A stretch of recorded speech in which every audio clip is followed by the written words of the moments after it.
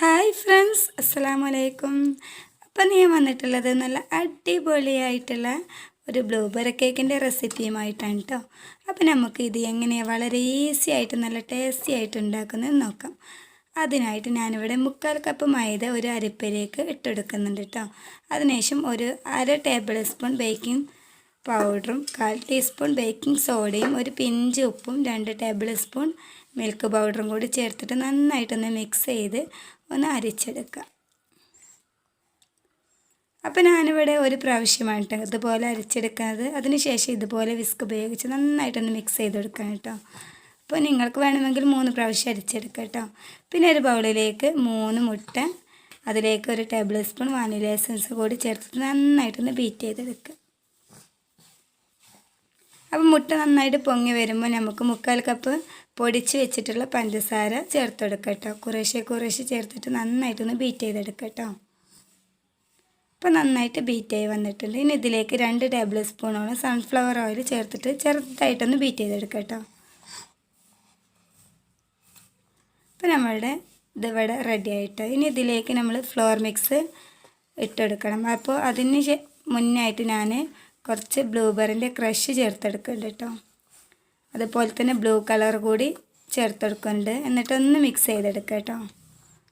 എന്നിട്ട് നമുക്ക് floor mix കുറേശ്ശെ ഇട്ടിട്ടൊന്ന് ഫോൾഡ് ചെയ്തെടുക്കുക. അപ്പോൾ അതോടൊപ്പം തന്നെ 1/4 കപ്പ് പാൽ കൂടി ചേർത്തെടുക്കണം കേട്ടോ. അപ്പോൾ അതും ഇതുപോലെ തന്നെ കുറേശ്ശെ വേണം ചേർത്തെടുക്കാൻ. ഈ ഫ്ലോർ മിക്സ് ചേർത്തെടുക്കുന്നതിനനുസരിച്ച് നമ്മൾ പാലും ചേർത്തെടുക്കുക കേട്ടോ. എന്നിട്ട് ഇതുപോലെ ഒന്ന് ഫോൾഡ് ചെയ്തെടുക്കുക. അപ്പോൾ നമ്മുടെ ബാറ്റർ ഇവിടെ റെഡിയായി. അപ്പോൾ ഞാൻ കുറച്ചുകൂടി ബ്ലൂബെറിൻ്റെ ക്രഷ് ചേർത്തെടുക്കുന്നുണ്ട് കേട്ടോ. ഏകദേശം ഒരു 1/2 കപ്പിൻ്റെ അടുത്തായിട്ട് ചേർത്തെടുക്കുന്നുണ്ട് ബ്ലൂബെറിൻ്റെ ക്രഷ്. എന്നിട്ട് നമ്മൾ ഒരു മോൾഡിലേക്ക് ഇതുപോലെ ബട്ടർ പേപ്പറൊക്കെ വെച്ചിട്ട് ഈ മോൾഡിലേക്ക് ഈ കേക്ക് ബാറ്റർ ഒഴിച്ചെടുക്കുക. അതിനുശേഷം നന്നായിട്ട് ടാപ്പ് ചെയ്തതിന് ശേഷം ഒരു 30 to 35 മിനിറ്റ് വരെ ഒന്ന് ബേക്ക് ചെയ്തെടുക്കുക കേട്ടോ. അപ്പോൾ ഞാനിവിടെ 35 മിനിറ്റ് ആയപ്പോഴേക്കും എൻ്റെ കേക്ക് നന്നായിട്ട് ബേക്കായി വന്നിട്ടുണ്ട്. നല്ല സോഫ്റ്റ് ആയിട്ട് വന്നിട്ടുണ്ട് കേട്ടോ. ഇനി ഇത് ചൂടാറിയതിന് ശേഷമാണ് ഈ മോൾഡിൽ നിന്ന് മാറ്റുന്നതും ബട്ടർ പേപ്പറൊക്കെ റിമൂവ് ചെയ്യുന്നത് കേട്ടോ. അപ്പോൾ ബട്ടർ പേപ്പർ റിമൂവ് ചെയ്തതിന് ശേഷം നമുക്കൊരു 4 ലെയറായിട്ടാണ് ഞാൻ ഈ കേക്ക് കട്ട് ചെയ്തെടുക്കുന്നത്. അപ്പം നിങ്ങൾക്ക് 3 ലെയറാണ് വേണ്ടത് വെച്ചാൽ 3 ലെയറാക്കി എടുക്കാം കേട്ടോ. ഞാനിപ്പോൾ ഇത് 4 ലെയറായിട്ടാണ് കേട്ടോ എടുത്തിട്ടുള്ളത്. ഇനി ഇതൊരു 1/2 കപ്പ് ചെറീസാണ്, ഇതുപോലെ കട്ട് ചെയ്ത് വെച്ചിട്ടുള്ള ചെറീസാണ്. ഇതിലേക്കൊരു 1/2 കപ്പോളം ബ്ലൂബെറിൻ്റെ ക്രഷ് കൂടി ചേർത്തെടുത്തിട്ട് നന്നായിട്ടൊന്ന് മിക്സ് ചെയ്തെടുക്കുക കേട്ടോ.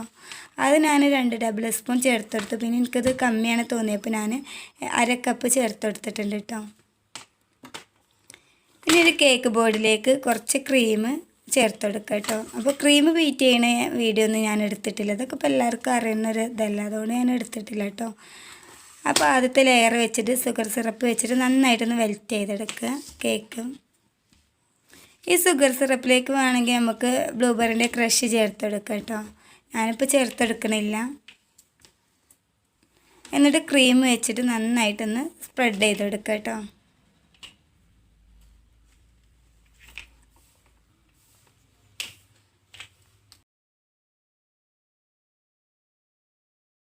അതിനുശേഷം നേരത്തെ നമ്മൾ റെഡിയാക്കി വെച്ചിട്ടുള്ള ബ്ലൂബെറീൻ്റെ ക്രഷും അതുപോലെ തന്നെ ചെറീസ് കട്ട് ചെയ്തല്ലേ, അതൊക്കെ 2 ടേബിൾ സ്പൂണോളം ചേർത്തിട്ട് ഒന്ന് എല്ലാ ഭാഗത്തേക്കും ഒന്ന് ആക്കി കൊടുക്കുക കേട്ടോ.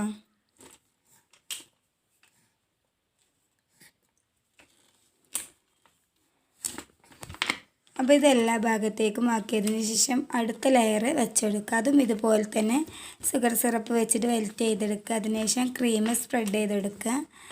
പിന്നെ നമ്മുടെ ബ്ലൂബെറിൻ്റെ ക്രഷ് ഉണ്ടല്ലോ, അതും കൂടി ചേർത്തെടുക്കുക കേട്ടോ.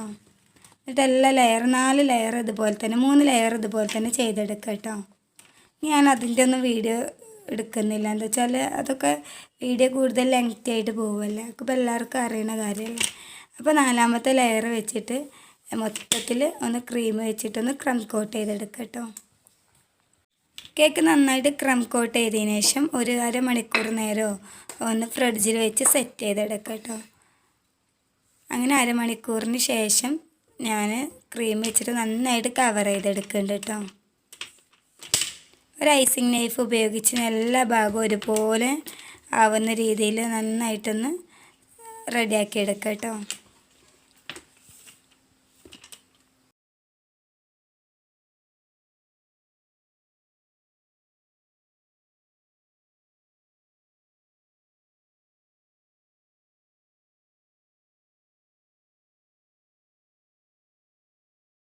നന്നായിട്ടൊന്ന് ഫിനിഷ് ചെയ്തതിന് ശേഷം നമുക്കൊരു സ്ക്രാപ്പർ ഉപയോഗിച്ച് ഇതിൻ്റെ സൈഡൊക്കെ ഇതുപോലെ ഒന്നാക്കി കൊടുക്കണം കേട്ടോ.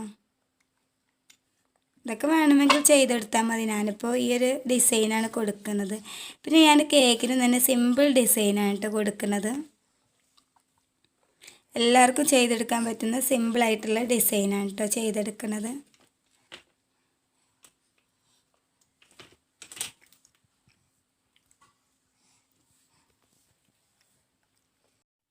നമ്മൾ കേക്ക് ഒരു അരമണിക്കൂർ നേരം ഫ്രിഡ്ജിൽ വെച്ചിട്ട് നന്നായിട്ട് തണുപ്പിച്ചെടുക്കുക കേട്ടോ.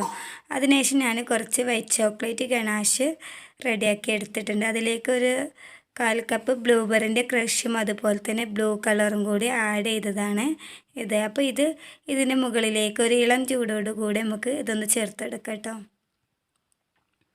അപ്പോൾ എല്ലാ ഭാഗവും കവർ ചെയ്യുന്ന രീതിയിലാണ് ഞാനിതിവിടെ ചെയ്തെടുക്കുന്നത് കേട്ടോ. അപ്പോൾ ഇതുപോലെ എല്ലാ ഭാഗത്തേക്കും ഒലിച്ചിറങ്ങുന്നുണ്ട് കേട്ടോ. അതിനുശേഷം ഇതിലേക്ക് ഞാൻ കുറച്ച് വൈറ്റ് കളറാണ് ആഡ് ചെയ്തെടുക്കുന്നത്. അതിനുശേഷം ഒരു പപ്പടക്കോൽ ഉപയോഗിച്ച് ഇതുപോലെ ഒരു ഡിസൈന് ചെയ്തെടുക്കുന്നുണ്ട്. എന്നിട്ട് ഇതിൻ്റെ മുകളിലേക്ക് ഒഴിച്ചെടുക്കാം കേട്ടോ.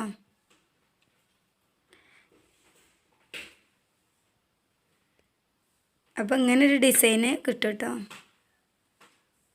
അപ്പോൾ നിങ്ങൾക്ക് ക്രീം വെച്ചിട്ടാണ് ഡിസൈൻ ചെയ്തെടുക്കേണ്ടതെന്ന് വെച്ചാൽ അങ്ങനെ ചെയ്തെടുത്താലും മതി. എങ്ങനെയാണ് ഓരോരുത്തരുടെയും ഇഷ്ടം എന്ന് വെച്ചാൽ അതിനനുസരിച്ചൊക്കെ ചെയ്തെടുക്കുക കേട്ടോ. അതിനുശേഷം നമുക്ക് ഇതിൻ്റെ സൈഡിലൂടെ ഒലിച്ചിറങ്ങിയതൊക്കെ ഒന്ന് തുടച്ച് ക്ലീൻ ചെയ്തെടുക്കണം കേട്ടോ അവിടെയൊക്കെ. പിന്നെ ഇത് കുറച്ച് പഞ്ചസാരയാണ്. അപ്പോൾ ഇതിലേക്ക് ബ്ലൂ കളർ ആഡ് ചെയ്തതാണ് കേട്ടോ. അതിനുശേഷം ഞാനിത് ഇതുപോലെ ഒന്ന് ഇട്ടെടുക്കുന്നുണ്ട്. നമ്മുടെ ബ്ലൂബെറി കേക്ക് ഇവിടെ റെഡി ആയിട്ടോ.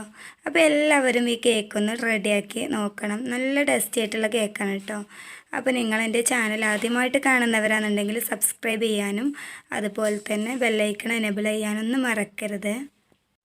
പിന്നെ വീഡിയോ ഇഷ്ടമായി ലൈക്ക് ചെയ്യാനും ഷെയർ ചെയ്യാനും കമൻറ്റ് ചെയ്യാനും മറക്കരുത്. അപ്പോൾ അടുത്ത നല്ല ഒരു അടിപൊളി വീഡിയോയുമായിട്ട് വരുന്നത് വരേക്കും എല്ലാവർക്കും അസ്സലാമു അലൈക്കും.